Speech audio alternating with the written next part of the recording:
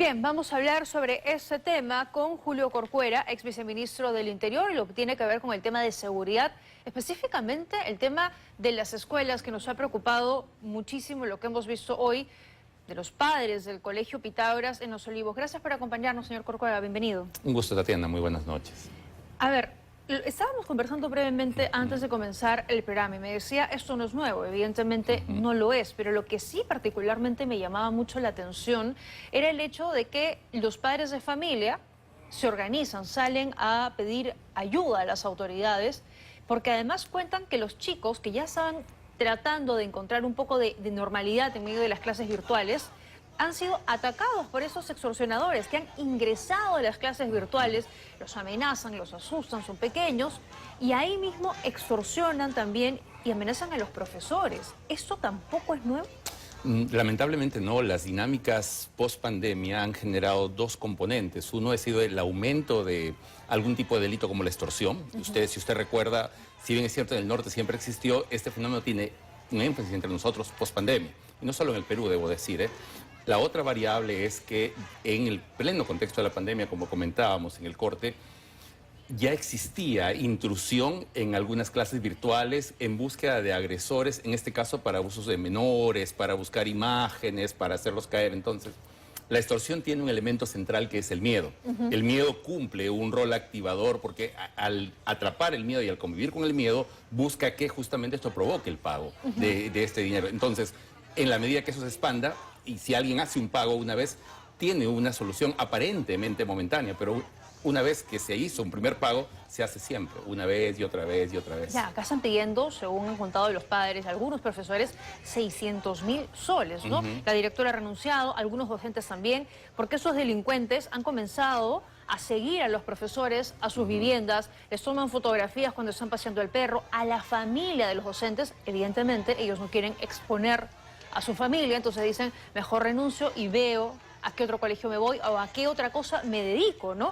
Y a mí me preocupaba también ver a los padres de familia, por ejemplo, que hoy salen a protestar con los rostros cubiertos, ¿no? Protegiendo también su identidad, porque ellos también están aterrados. O sea, estamos creando toda una sociedad que se muere de miedo. Una sociedad que se constituye sobre el miedo, y la arquitectura y la convivencia social se encuentra en esto un pilar, porque las rejas, las trancas, el cierre de parques, de espacios públicos son resultado claramente relacionados. El hecho de que una serie de comercios cierren más temprano, abran más tarde o simplemente cierren su funcionamiento es resultado de ese miedo, un miedo en el que convivimos todos, pero además un miedo que se retroalimenta. ¿Por qué digo esto?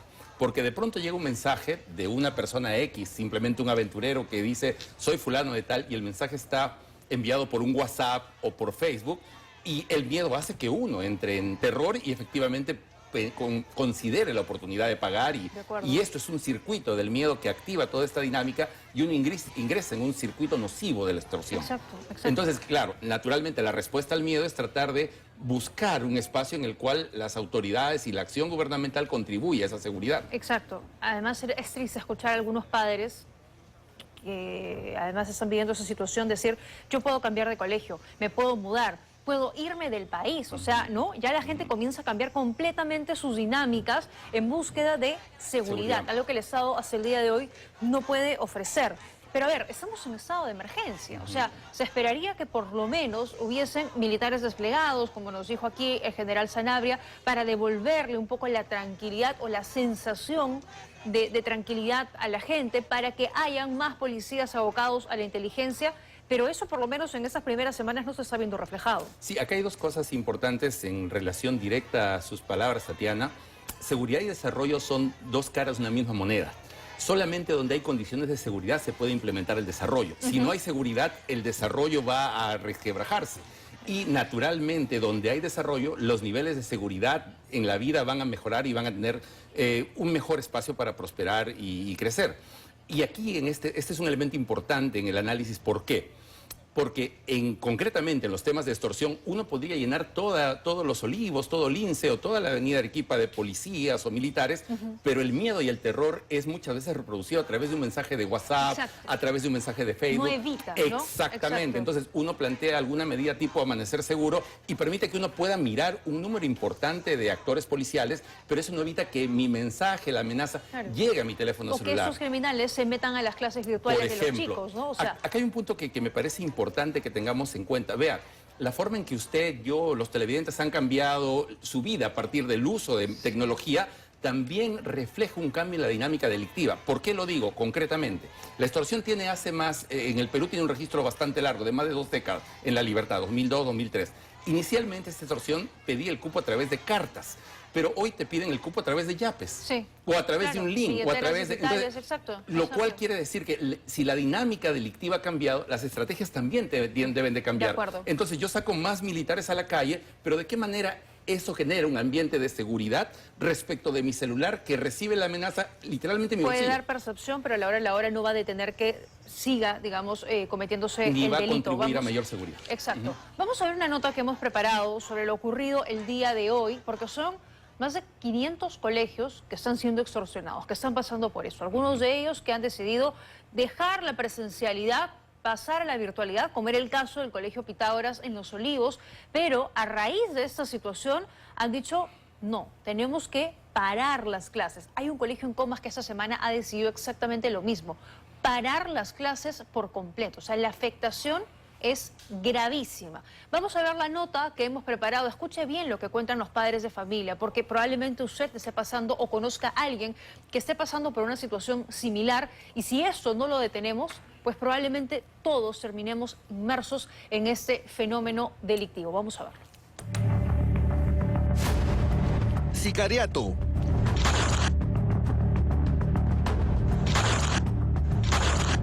Extorsión. La ola de criminalidad que azota el país parece no tener fin y cada vez alcanza a más víctimas ante la pasividad de las autoridades. Ha llegado las extorsiones personalmente a los profesores, exponiendo mucha información, ¿no?, de su familia, dónde viven, por dónde andan, a qué hora sacan a su mascota, casi toda la rutina de los docentes. Y hemos decidido que vamos a parar las clases por el momento. Es el dramático testimonio de un profesor de un colegio de Los Olivos, quien pese a estar dictando clases de forma virtual, continúa siendo víctima de extorsionadores. Exponerme a ir, porque sé que algunos proyectos quieren presencial, pero exponerme a ir no solamente me expone a mí, sino también a mi familia. A pesar que estamos en nuestras casas, nos están extorsionando aún. A través de un audio, informó que cortará la comunicación hasta nuevo aviso por temor a ser víctima de los delincuentes.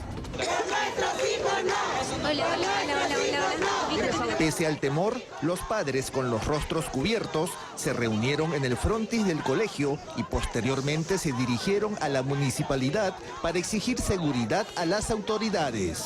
Los delincuentes han tomado el Perú, no puede ser. A todo el mundo están extorsionando. Nosotros somos padres de familia, de clase media, que trabajamos para poder pagar un colegio por la educación de nuestros hijos y ahora nuestros hijos no pueden ni siquiera tener las clases virtuales. Que estamos muy afectados nosotros los niños y yo también porque no tenemos un tipo de protección. Nomás lo único que hace el alcalde y sus policías es dar vueltas y vueltas con sus policías.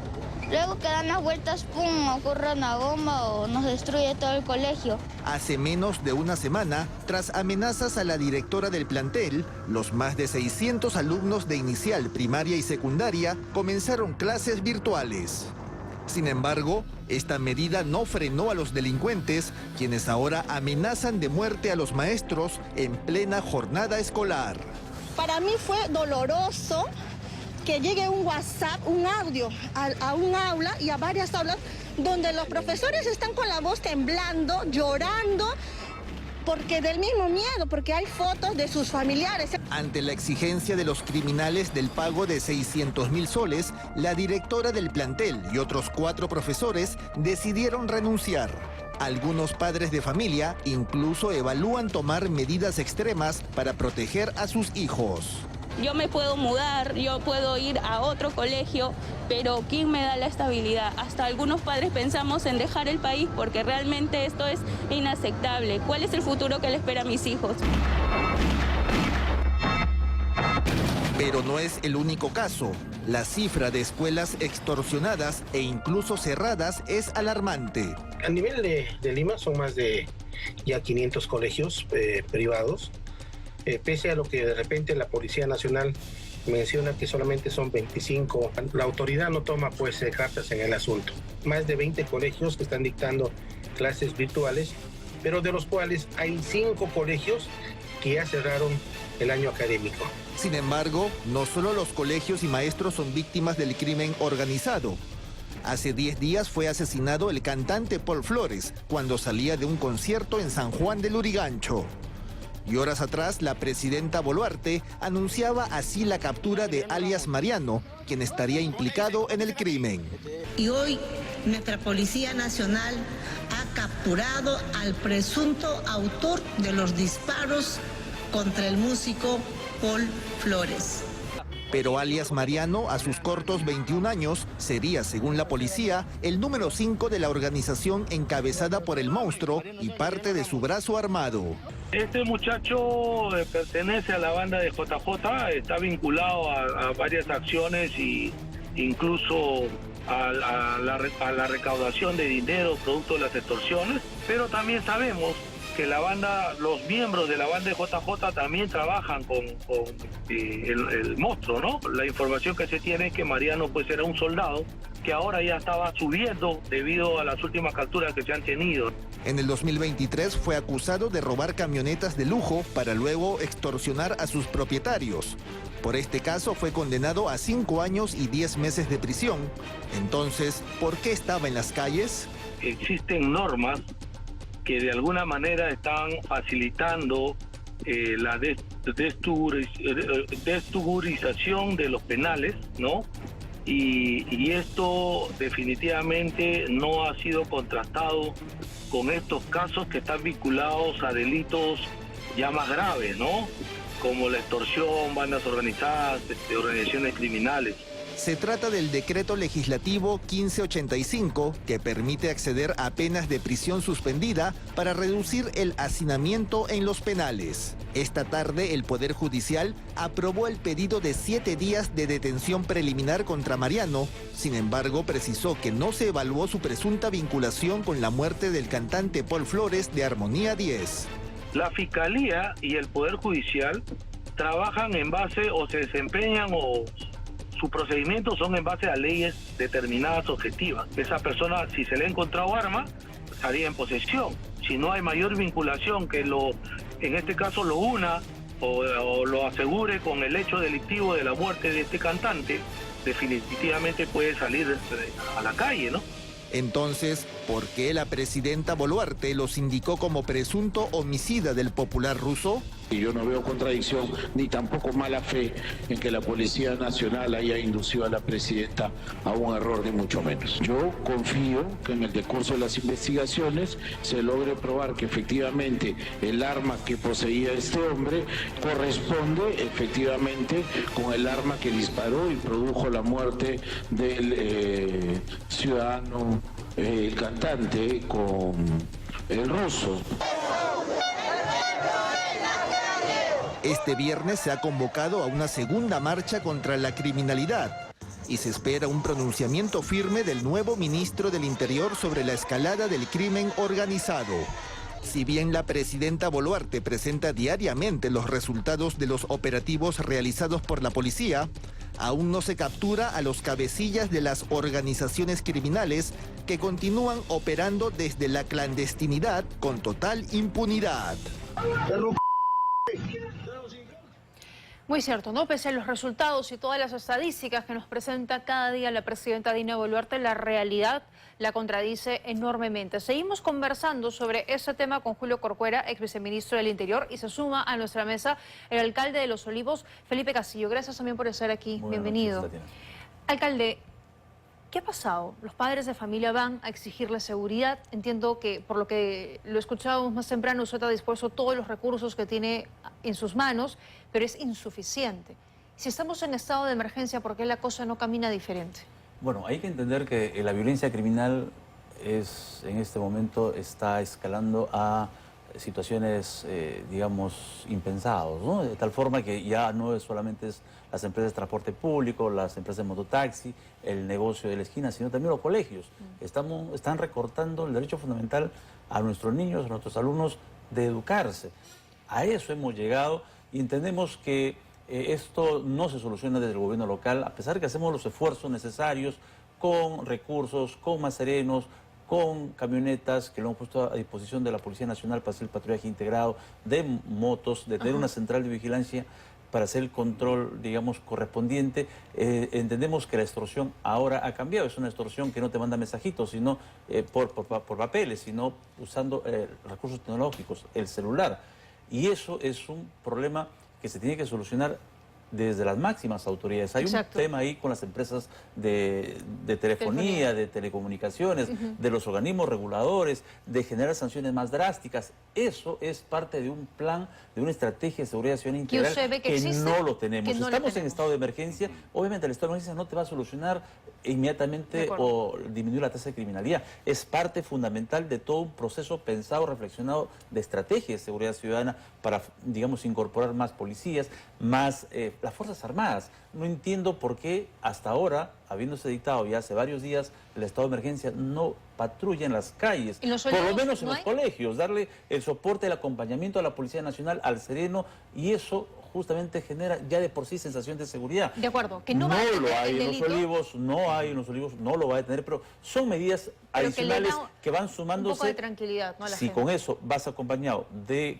reforma del Código Penal, del Código Procesal Penal, la ley de terrorismo urbano, no sé por qué en el Congreso la cambiaron, la ideologizaron y la pusieron criminalidad sistemática, quitándole esa fortaleza, por lo menos para que el delincuente terrorista que comete, digamos, una atrocidad de esta magnitud pueda ser investigado en 15 días, porque eso es lo que establece, en 15 días, y poder tener el tiempo suficiente para completar una carpeta fiscal contundente y asegurar que el delincuente, no como lo que hemos visto, que termina en 3 días nuevamente en la calle, sembrando más terror, más zozobra, sino en una cárcel de máxima seguridad. ¿Ha podido ya reunirse con el nuevo ministro? Con una condena ejemplar. Le he pedido una cita, hasta ahora no me la ha dado, pero justamente quería aprovechar las cámaras para invitar. El día viernes, 7:30 de la mañana, vamos a hacer una marcha al Ministerio del Interior con un sentido propositivo. Todas las organizaciones del distrito, y están las APAFAS, están los directores, están las empresas de mototaxis, están los comercios ambulatorios que también están siendo extorsionados. Pero ese es de Los Olivos. De Los Olivos. Porque Eso entiendo que nada también tiene que ver con la marcha en la tarde ciudadana. que, digamos, yo no voy a participar. Yo veo aquí, como alcalde, tratar de transmitir justamente una preocupación, una problemática del distrito de inseguridad, de extorsión, para poder buscar soluciones, para que el ministro nos atienda y plantee soluciones inmediatas, como por ejemplo... No, de acuerdo, pero a lo que voy es que también no es un problema solo de Los Olivos, ¿no? El delincuente, si bien es un tema territorial, pero los delincuentes igual no van a distinguir si pasan por aquí o pasan por allá. Me acaban de informar hace una hora que han asesinado, por ejemplo, a un mototaxista de la empresa Rayos, que también era inspector de transporte de la municipalidad. Imagínate a dónde hemos llegado. Cuya empresa estaba siendo extorsionada. Estaba siendo extorsionada. Entonces, necesitamos una respuesta clara y contundente desde el gobierno central, ¿no? Exacto. Le preguntaba por qué había dicho el gobierno, ¿no?, en estos días, porque el señor Adrián Sen, jefe de gabinete, ha dicho que hay que darle un poquito de aire todavía al ministro del Interior. Vamos a escucharlo. Como consecuencia de la censura del exministro Santibáñez, tenemos menos de 48 horas un nuevo ministro. Nos ha hecho saber de que tiene una estrategia que se va a implementar en los próximos días con resultados a corto plazo, naturalmente, que es lo que nosotros esperamos. En este sentido, lo que yo pediría es que demos un poquito de aire al nuevo ministro para que pueda mostrar los primeros resultados de su gestión. A ver, un poquito de aire, ¿para qué? El señor viene del Ministerio del Interior, ha sido viceministro, conoce el problema y debe estar más que empapado, conoce el problemática, conoce cómo lo maneja el Ministerio del Interior. ¿Qué aire le podemos dar si nos siguen matando? O sea, ¿qué piensa de eso? Que hay urgencia por atender el tema, sin duda. De pronto la ausencia de declaraciones de él en este breve periodo deja esa sensación de vacío. Seguro, yo espero que pronto se manifieste y no, hasta el momento no hay, digamos, un viso para pensar de que va a haber una estrategia diferente, diferente a declarar estados de emergencia, quiero decir.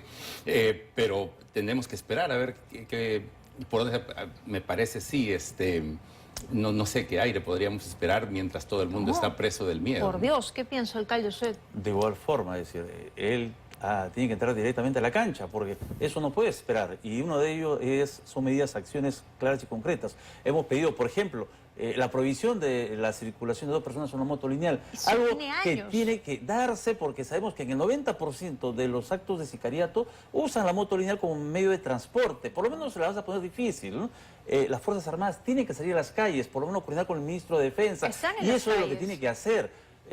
Pero no son el plan suficientes. celador, en cerró el número, plan ¿no? celador hace 3 semanas atrás y hasta ahora no hay nada de eso, que era la compra digamos, del franco y vacaciones de los policías para tener más policías en las comisarías y en las calles, especialmente en los colegios. Entonces, hay cosas que se tienen que hacer y que no dependen mucho del procedimiento administrativo, solamente decisión y voluntad política de querer cambiar las cosas. Tengo que hacer una pausa, les pido por favor que me esperen unos minutos porque vamos a seguir hablando sobre ese tema. El delincuente que la presidenta nos presentó, que ha sido detenido, que dice que está vinculado al crimen del artista, el cantante de Armonía 10, ya había sido condenado, pero amparándose en una ley que fue avalada por ese gobierno, salió en libertad. No toda la responsabilidad parece que la tiene el Ministerio Público y el Poder Judicial. También habría que mirar un poco cómo está la cosa en casa. Con eso estamos de regreso, seguimos hablando sobre el tema de seguridad. Hay otro problema que parece ser bastante grave para el gobierno y es capturar, ¿no?, a delincuentes, pero delincuentes que realmente hayan cometido delitos, que existan pruebas contundentes de que están implicados en delitos graves. Es el caso de las personas que están relacionadas al crimen del cantante de Armonía 10. Ya el gobierno nos ha presentado a 4 de ellos que dice que están vinculados a este crimen. Uno de ellos, el más reciente, Mariano Altamirano Ramos, un chico de 21 años, conocido como alias Marianito. Ha sido capturado, de hecho, en el distrito de Los Olivos. Y el detalle es que hoy el Poder Judicial ha dictado 7 días de detención preliminar, pero el Poder Judicial lo hace por los delitos de tenencia ilegal de armas y tráfico ilícito de drogas. Nada relacionado o nada lo vincula directamente a ese crimen. Pero la presidenta nos dijo que sí, que él era uno de los autores o que por lo menos estaba implicado en el mismo. Entonces, ¿qué está pasando aquí? O sea, no hay una buena investigación, se presenta por presentar, hacen patinar a la presidenta o... ¿A qué vamos a llegar? De repente en 7 días no encuentran nada y lo terminan soltando. ¿Qué piensa? Sí, Tatiana. Me remito a la audiencia virtual que se transmitió por diferentes medios de comunicación. Efectivamente, como bien dice, la representante del Ministerio Público plantea su hipótesis de trabajo, su teoría del caso a partir de esta tenencia ilegal de armas de fuego. Es más bien la abogada defensora de este personaje altamirano indicado como Marianito, la que se encarga de decir que no está vinculado a este asesinato del cantante de Armonía 10 o un explosivo en el tragamonedas Mona y Moy. No la representante del Ministerio Público. Lo que trato de decir es, en la discusión, él va por tenencia ilegal. Entiendo que debe haber fuentes de investigación policial que tienen algún tipo de indicio que seguro en los siguientes días debe ser manifestado. De lo contrario, pues estaríamos en un error, ¿no? De acuerdo, ¿no? Y no sería además la primera vez que el gobierno, por apresurarse un poco, tal vez en el afán de presentar resultados, cae en estas imprecisiones. Claro, es una respuesta reactiva ante la presión social y a veces eso hace que cometamos errores como Estado. Pero sí hay que decir que también como nuestro sistema es muy garantista, necesitamos tener medios probatorios. Y el gran problema en nuestro país es que solamente tenemos un laboratorio de criminalística que está en Aramburú, en Lima metropolitana. Y a veces el tiempo para investigar en el Distrito de Francia es muy poco. Por eso que es importante también implementar otros laboratorios de criminalística. Es más, yo hablo con un sentido propositivo en Lima Norte, con los alcaldes de Lima Norte, se hizo la gestión y es más, y hay un presupuesto para la construcción e implementación de ese laboratorio de criminalística, pero también ha quedado ahí, no se ha avanzado. Claro. Es decir, necesitamos que los actores nacionales que tienen que ver, digamos, en decisiones de esta naturaleza, tomen la Carta hace el asunto de priorizar estas, digamos, estas construcciones que son importantes, igual que el tema del el régimen carcelario. Hay que hacer una reforma del régimen carcelario. Muchas de las cárceles son centros de formación criminal y no como lo que debe ser de resocialización y de reeducación. Un tema importante, ¿no? Porque sin duda teníamos hacinamiento en el sistema penitenciario, ha sido declarado en estado de emergencia y claro, en aras de reducir un poco la cantidad de reos en los penales, se aprobó hace algún tiempo un decreto legislativo, el 1585, que benefició justamente a ese delincuente, alias Marianito, porque para que no entren tantos delincuentes, entonces vamos a bajarle un poco la valla, ¿no? Y como él fue condenado por extorsión a 5 años y 10 meses de prisión, pero se amparó en ese decreto y simplemente salió libre. O sea, que en otro contexto, él hoy, o sea, mejor dicho, sin la venia del gobierno que firmó ese decreto legislativo, él hoy hubiera estado en la cárcel. Así es. ¿No? No, definitivamente. O sea, que a lo que voy es que el gobierno nos dice todos los días, es culpa del Ministerio Público, es culpa del Poder Judicial, que liberan y liberan delincuentes. Si hay malos fiscales y malos jueces, que sean sancionados. Pero a ver, hay que mirar un poco también cómo están ellos, ¿no? Y las cosas que están aprobando y firmando que benefician también a los criminales. Sí, Tatiana, aquí hay que mirar un fenómeno que resulta importante en función a este caso y además un elemento importante que se plantea en la audiencia. Cuando usted escucha los alegatos de la representante del Ministerio, la fiscal concretamente, y habla de la trayectoria de este joven, claramente pasa por hurto, pasa por extorsión, pasa por tenencia ilegal de armas, es decir, tiene 21 años, pero una amplia experiencia, es decir, es parte de una carrera delictiva. No es una casualidad, no es que por primera vez él estuvo o él participa en este tipo de... Así como en el medio profesional uno ingresa, le comentaba, ¿no? Y es inicialmente reportero, de pronto luego hace conducción, ¿no? Va escalando. En el crimen también existe una variable que es la carrera criminal. Estas personas que son parte de la carrera criminal no tienen un proceso de recuperación inmediato, no podemos ser ingenuos en eso. Claro. Hay que diferenciar claramente entre quien es parte de la carrera criminal y comienza muy temprano y quien hace de pájaro frutero, por ejemplo. Pero esa diferenciación, como bien anotaba usted, requiere un criterio específico, muy fino, y requiere de un análisis y de una comprensión que nos encontramos además frente a dinámicas de fenómeno distinto. De acuerdo, pero si tenemos a los operadores de justicia enfrentados y peleados todos los días, difícil, ¿no? Que podamos llegar a un consenso en el medio de los ciudadanos, que hoy le reclamaban al alcalde de seguridad. Sí, sí, por supuesto. Están intimidados, están mortificados, están con mucho miedo. Claro, y justamente buscan al alcalde, que es la autoridad más cercana a ellos, y como puente de soluciones, claro, ¿no? Algunos confunden que el alcalde es el que debe darte la seguridad, sabemos que no, porque justamente quien debería hacerlo es el gobierno nacional por la violencia criminal que ahora tenemos. Pero sí es importante, hacemos nuestro trabajo dentro de nuestra función de que es prevención y acompañamiento a la Policía Nacional, y lo estamos haciendo y poniendo el máximo esfuerzo del gobierno local. Lo que yo quería mencionar es lo siguiente: a veces me dicen las comparaciones son odiosas, pero son necesarias. En El Salvador, con voluntad política, en 7 meses construyeron una cárcel de máxima seguridad, el CECOT, el Centro de Confinamiento de Terroristas.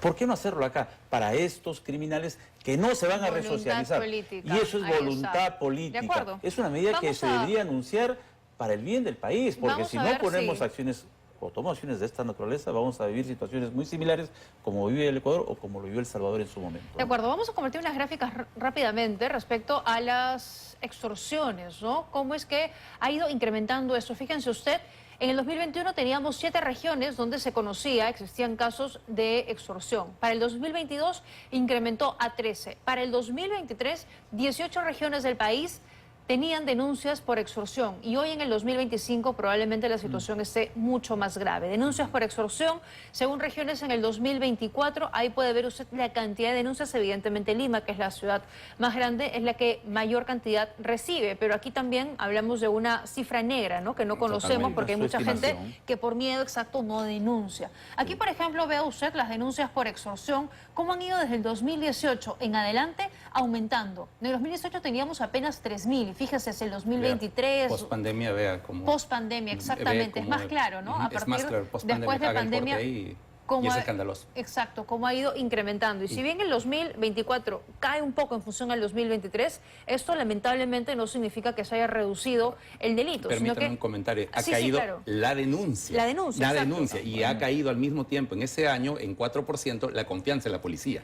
Lo que quiere decir que no necesariamente ha caído el fenómeno, ha caído la denuncia del fenómeno. Exactamente. Que no significa que haya menos convicción del delito. Hay Sino mucho que más temor para denunciar, ¿no? Y menos confianza, alcalde. Usted ha visto y sabrá de vecinos que de pronto van a la comisaría a denunciar y salen y el delincuente ya le está enviando la denuncia porque hay también corrupción en la institución. Por eso que aquí hay que hacer una reestructuración, digamos, también de una serie de instituciones que tienen que ver con la administración de justicia, desde la Policía Nacional, pasando por Fiscalía y por el Poder Judicial. Por eso que es importante que estas acciones o las medidas las tienen que adoptar y plantear las máximas autoridades.